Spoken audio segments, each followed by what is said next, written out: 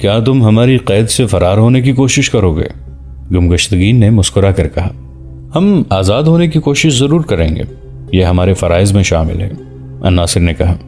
मरकर आजाद हो जाएं या तुम सबको मारकर हमें कैद में रखना है तो हमें जंजीरें डाल दो, धोखे ना दो। हम मैदान के मर्द हैं, हम सैफुद्दीन और गुमगश्तगीन जैसे ईमान फरोश नहीं। मैं गुमगश्तगीन हूं, गुमगश्तगीन ने कहा, हरन का खुद मुख्तार हुक्मरान। तुमने मुझे ईमान फरोश कहा है। मैं आपको एक बार फिर ईमान फरोश कहता हूं, अन्नासिर ने कहा। मैं आपको गद्दार भी कहता हूं, लेकिन अब ना मैं ईमान फरोश हूं ना गद्दार। गुमगश्तगीन ने अन्नासिर को धोखा देने के लिए झूठ बोला। देख लो, जंग तुर्कमान में लड़ी जा रही है और मैं यहां हूं। अगर मैं तुम्हारा दुश्मन होता तो तुम्हें इस तरह आजाद रहने न देता जिस तरह तुम अब हो। सैफुद्दीन और असौले से अलग हो चुका हूं। तुम्हें इज्जत और ताजीम से इस किले से ले जा रहा हूं और इज्जत से रुखसत करूंगा। तुम हो तो मामूली से कमानदार, लेकिन तुम्हारे सीने में सलाहुद्दीन अय्यूबी की अजमत और जज्बा है। लेकिन मैं अपने साथियों से अलग नहीं रहूंगा, अन्नासिर ने कहा। मुझसे ये गुनाह न करवाएं। ना सही, सलीबी ने कहा। अपने साथियों के साथ रहो। उस वक्त उसके साथी एक कुशादा और खुशनुमा कमरे में थे जहां नर्म गुदास बिस्तर बिछे हुए थे। वहां एक खादिम भी था जिससे इन तीनों ने पूछा कि यह किले का कौन सा हिस्सा है और यहाँ क्या होता है। खादिम ने उन्हें बताया कि ये मेहमानों के कमरे हैं। यहाँ सिर्फ वो मेहमान रखे जाते हैं जो ऊंचे रुतबे के बाइज्जत लोग होते हैं। ये तीनों छापा मार देख रहे थे कि उनके साथ कैदियों वाला सलूक नहीं हो रहा। वो बहुत थके हुए थे। उन्हें नरम बिस्तरों पर फौरन नींद आ गई और वो गहरी नींद सो गए। सलीबी और गुमगश्तगीन ने अन्नासिर को बहुत देर अपने साथ रखा। उसके साथ इज्जत से पेश आते हुए ऐसी बातें करते रहे जिससे अन्नासिर के जज्बे की तेजी और तुंदी कम हो गई। इन दोनों की कामयाबी का पहला कदम था। लिजा इस कमरे से निकल गई थी। अन्नासिर उस वक्त उस कमरे से निकला जब उसके साथी गहरी नींद सो गए थे।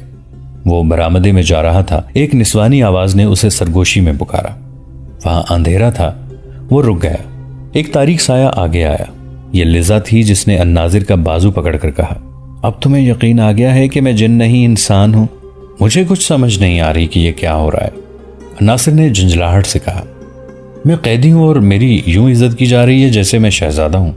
तुम्हारी हैरत बजा है, लिजा ने कहा। जरा समझने की कोशिश करो। गुमगश्तगीन ने तुम्हें बता दिया है कि उसने सलाहुद्दीन अय्यूबी की दुश्मनी तर्क कर दी है। अब वो अय्यूबी के किसी फौजी को जंगी कैदी नहीं समझता। तुम और तुम्हारे साथी खुशकिस्मत हैं कि तुम यहाँ आए और गुमगश्तगीन यहाँ था।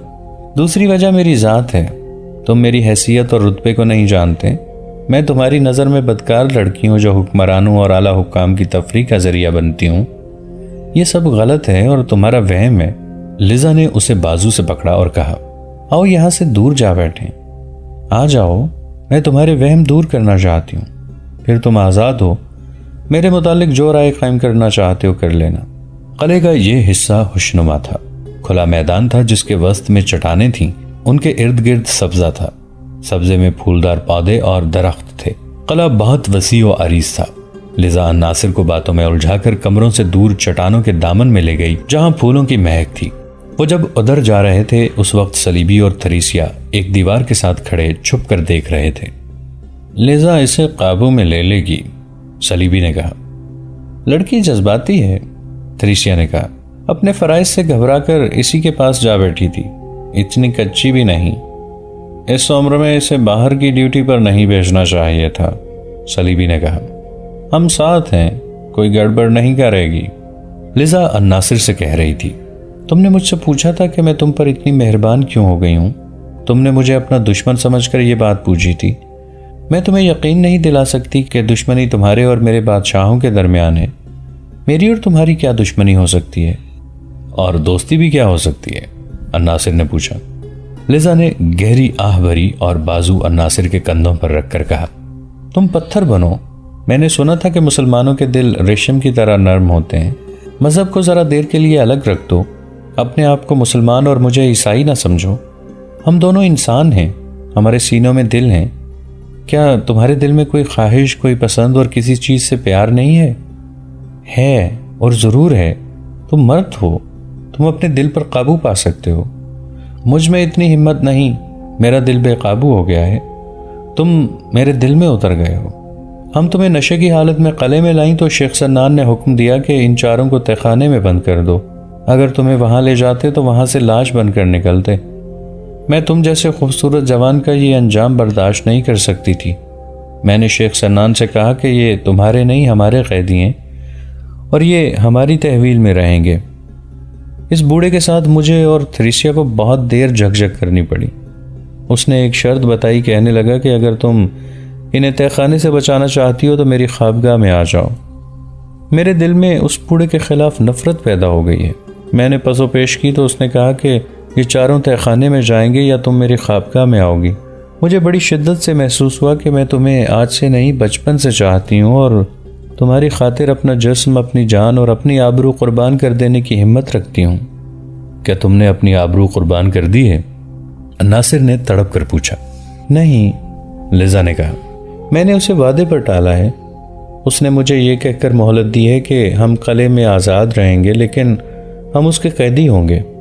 मैं तुम्हारी आबरू की हिफाजत करूंगा, नासिर ने कहा। क्या तुमने मेरी मोहब्बत को कबूल कर लिया है? लिजा ने भोले भाले लहजे में पूछा। नासिर ने कोई जवाब न दिया। ये तो उसे ट्रेनिंग में बताया गया था कि सलीबी लड़कियां हुस्न जवानी और हसीन फरेब का जाल किस तरह बिछाया करती हैं, लेकिन ये ज़बानी हिदायत थीं जिनकी हैसियत वाज से बढ़कर कुछ भी नहीं थी। उसे ऐसे जाल से बचने की अमली ट्रेनिंग नहीं दी गई थी, ना दी जा सकती थी। अब एक सलीबी लड़की ने जाल बिछाया तो इंसानी फितरत की कमजोरियां नासिर की जात से उभर आईं और उसकी अक्ल दानिश पर गालिब आने लगी। वो रेगजारों और बयाबानों में मौत के साथ खेलने वाला इंसान था। उसके एहसासात रेत में दबे रहते थे। उसने लिजा जैसी दिलकश लड़की कभी नहीं देखी थी। जहां तक देखने का ताल्लुक था, लिजा के हुस्न और तिलिस्माती असर वाले जिस्म ने उस पर कुछ असर नहीं किया था, मगर अब लिजा के खुले बिखरे हुए रेशम जैसे मुलायम बाल उसके एक गाल से, कभी उसके एक बाजू से मस कर जाते थे। उसके वजूद में लहर सी दौड़ जाती थी और वो हर बार अपने जिस्म के अंदर लर्जा सा महसूस करता था। कई बार ऐसे हुआ कि दुश्मन के तीर उसके जिस्म को छूते हुए गुजर गए थे। बर्छियों की अन्नियों ने उसकी खाल चीर दी थी। वो कभी डरा नहीं था। जिस्म को छूकर गुजरते तीरों और बर्छियों ने उसके जिस्म पर एक सानिये के लिए भी लर्जा तारी नहीं किया था। मौत कई बार उसके साथ लगकर गुजर गई थी। उसके एहसासात में जरा सी भी हलचल पैदा नहीं हुई थी। वो अपने हाथों लगाई हुई आग के शोलों में से भी गुजर सकता था, मगर कमजोर सी एक लड़की के बालों के लम्स से उसके वजूद में भौचाल आ गया। उसने उस लम्स से बचने की वैसी कोशिश न की जैसे वो तीरों और बर्छियों से बचने के लिए किया करता था। और जब लिजा उसके और ज्यादा करीब हो गई तो अन्नासिर ने महसूस किया कि लड़की अभी उससे दूर है। लिजा को ट्रेनिंग दी गई थी कि अपने शिकार को किस तरह हिप्नोटाइज किया जा सकता है। उसने कर लिया। अन्नासिर को ऐसी प्यास महसूस होने लगी जो सहरा की प्यास से बहुत मुख्तलिफ थी।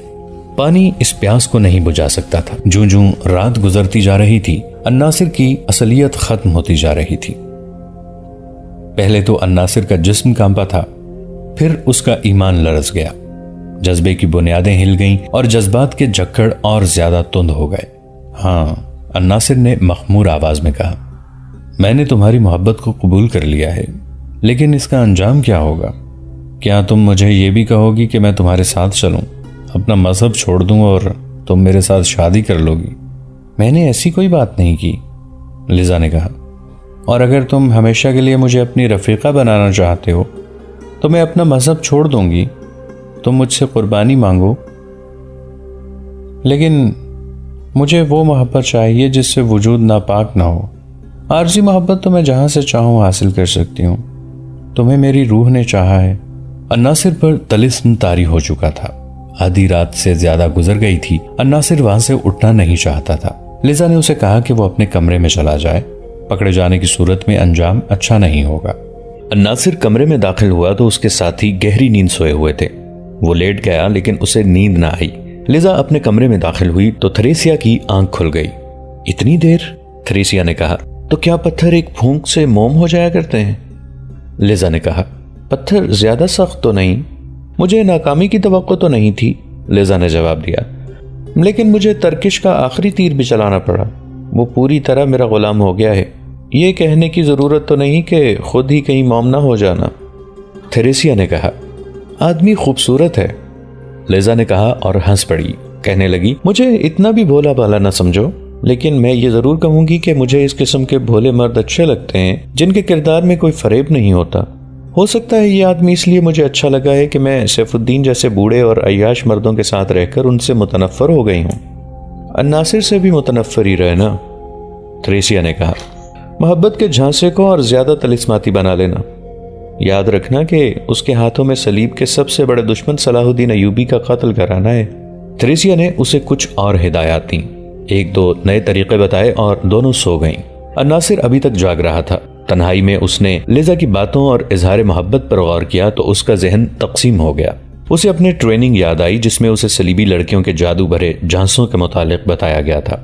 लिजा उसे हसीन फरेब नजर आने लगा, लेकिन उसके जहन में यह ख्याल भी गालिब आ जाता कि यह फरेब नहीं।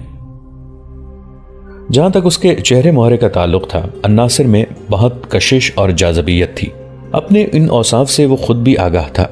इंसानी फितरत की कमजोरियां भी अन्नासिर को वहम और वसवसों और खुशफहमियों में मुब्तला कर रही थीं। वो किसी नतीजे पर न पहुंचा और उसकी आंख लग गई। उसे एक आदमी ने जगाया और कहा कि उसे थ्रेसिया ने अपने कमरे में बुलाया है। वो चला गया। उस कमरे में थ्रेसिया अकेली थी। बैठो नासिर, थ्रेसिया ने कहा। मैं तुम्हारे साथ बहुत जरूरी बात करना चाहती हूँ। नासिर उसके सामने बैठ गया तो थ्रेसिया ने कहा, मैं तुमसे ये नहीं पूछूंगी कि रात लिजा तुम्हारे साथ बाहर गई या उसे तुम ले गए थे। मैं ये कहना चाहती हूँ कि यह लड़की बहुत भोली और मासूम है। मैं जानती हूँ कि वो तुम्हें पसंद करती है, लेकिन मैं उसे और तुम्हें इजाजत नहीं दे सकती कि इस तरह रात रात भर बाहर बैठे रहो। लिजा को गुमराह करने की कोशिश न करो। मैंने ऐसी कोशिश नहीं की, नासिर ने कहा। हम दोनों बातें करते करते जरा दूर निकल गए थे। मैं लिजा को यह नहीं कह सकती कि वो तुम्हारी मोहब्बत में ऐसी पागल न बने कि उसे किसी का होश न रहे, थ्रेसिया ने कहा। मैं तुमसे उम्मीद रखूंगी कि उसकी कम उम्री और जज्बातियत से फायदा ना उठाओ। लिजा तुम्हारी तरह शहजादी है, नासिर ने कहा, और मैं तुम्हारा कैदी हूं। मैं एक हकीर इंसान हूं। लिजा का मजहब कुछ और है और मेरा कुछ और। शहजादी और कैदी में इतनी मोहब्बत नहीं हो सकती। तुम औरत की फितरत से शायद वाकिफ नहीं, थ्रेसिया ने कहा। शहजादी अपने कैदी को दिल दे बैठे तो उसे शहजादा समझकर अपने आप को उसका कैदी बना लिया करती है। मोहब्बत मजहब की जंजीरें तोड़ दिया करती है। मैं उसके साथ बात कर चुकी हूँ। वो कहती है कि मेरा जीना और मेरा मरना नासिर के लिए है। वो कहेगा कि अपना मजहब छोड़ दो तो मैं गले से सलीब उतार कर फेंक दूंगी। तुम नहीं जानते नासिर, लिजा ने सिर्फ तुम्हारी खातिर शेख सन्नान को नाराज कर दिया है। वो तुम्हें और तुम्हारे साथियों को कैद में डाल देना चाहता है, लेकिन लिजा ने उसके साथ दुश्मनी मोल लेकर तुम्हें अपने साथ रखा है। सन्नान ने लिजा को जो शर्त बताई है वो सिर्फ उस लड़की के काबिल कबूल हो सकती है जिसे किसी की मोहब्बत ने अंधा कर रखा हो। अगर हम इस कले से जल्दी ना निकल सके तो लिजा ये शर्त मान लेगी। मैं ऐसा नहीं होने दूंगा, नासिर ने कहा। मैं लिजा की आबरू की खातिर कट मरूंगा। क्या तुम्हारे दिल में लिजा की इतनी मोहब्बत है जितनी उसके दिल में है? अगर वो लड़की होकर मेरी मोहब्बत का एतराफ करती है और उसके इजहार से नहीं डरती तो मैं क्यों इनकार करूं? मैं मर्द हूं, मेरे दिल में लिजा की मोहब्बत है। मैं तुमसे सिर्फ ये इल्तिजा करती हूं कि उसे धोखा न देना, थ्रेसिया ने कहा। तुम कैदी नहीं हो। गमगश्तगीन तुम्हें अपना मेहमान समझ रहा है। नासिर का जहन जो लिजा के मुतालिक वहमों में बट गया था साफ हो गया। उस पर लड़की की मोहब्बत का नशा तारी हो गया और उसे देखने के लिए बेताब हो गया। उसने थ्रेसिया से पूछा कि वो कहाँ है। थ्रेसिया ने उसे बताया कि वो रात भर जागती रही है और दूसरे कमरे में सोई हुई है। औरत का तीर निशाने पर लगा। उसने लिजा के तलिस्म को नासिर की अक्ल पर पूरी तरह तारी कर दिया। यही इसका मकसद था। ये लड़कियां परले दर्जे की चालाक थीं। यही उनकी तरबियत थी। वो इंसानी कमजोरियों के साथ खेलना खूब जानती थीं। नासिर वहां से उठा तो वो हवा में उड़ रहा था। अपने कमरे में गया तो साथियों ने उससे पूछा कि वो कहाँ गया था। उसने झूठ बोला और उन्हें तसल्ली दी कि सब ठीक हो जाएगा। वो अपने फर्ज से परे हटने लगा था। सलीबी गुमगुश्तगीन के पास बैठा हुआ था। गुमगुश्तगीन उसे कह रहा था कि वो नासिर और उसके साथियों को 1-2 दिनों में हरन ले जाना चाहता है। इतने में थ्रेसिया आ गई। उसने उन दोनों से कहा, उन छापामारों का कमांडर हमारे जाल में आ गया है। उसने बताया कि किस तरह नासिर के दिल पर लिजा का कब्जा और पुख्ता कर दिया है। उसने कहा, उस आदमी को सलाहुद्दीन अयूबी के कत्ल के लिए इस्तेमाल किया जा सकता है। अब देखना यह है कि यह आदमी कितने वक्त में अपनी असलियत को भूलकर अपने सुल्तान के कत्ल के लिए तैयार होता है। मैं इन चारों को 1-2 दिनों में हरन ले जाना चाहता हूँ, गुमगश्तगीन ने कहा। क्या तुम दोनों या अकेली लिजा मेरे साथ चलेगी और मेरे साथ रहेगी? कत्ल के लिए नासिर को वही तैयार करेगी ना? मैं लड़कियों को अपने साथ ले जा रहा हूँ, सलीबी ने कहा। मैं ज्यादा दिन नहीं रुक सकता। मुझे अपने हुक्मरानों को जल्दी ये इत्तला देनी है कि हलब, मूसल और हरन की फौजें बिल्कुल बेकार हैं। उन फौजों के सालार सिवाय भागने के और कुछ नहीं जानते। मैं उन्हें सूरत हाल से आगाह करके सलाहुद्दीन अय्यूबी को शिकस्त देने का कोई और तरीका इख्तियार करने का मशवरा दूंगा। हो सकता है हमारी तरफ से आप लोगों को जो मदद मिलती है वो बंद कर दी जाए। ऐसा ना कहो, गमगश्तगीन ने मिन्नत समाजत के लहजे में कहा। मुझे एक मौका दो, मैं अय्यूबी को कत्ल करा दूंगा। फिर देखना मैं किस तरह फातह बनकर दमिश्क में दाखिल होता हूँ। ये दोनों लड़कियां या सिर्फ लिजा मुझे दे दो। इसने छापामारों के कमांडर पर कब्जा कर लिया है, वो उसे तैयार करेगी। नासिर सलाहुद्दीन अय्यूबी के पास बिला रोक टोक जा सकता है क्योंकि ये उसका छापा मार है। वो अय्यूबी को आसानी से कत्ल कर सकता है। और ये भी तो होगा कि लिजा को आप ले गए तो नासिर मेरे किसी काम का नहीं रहेगा।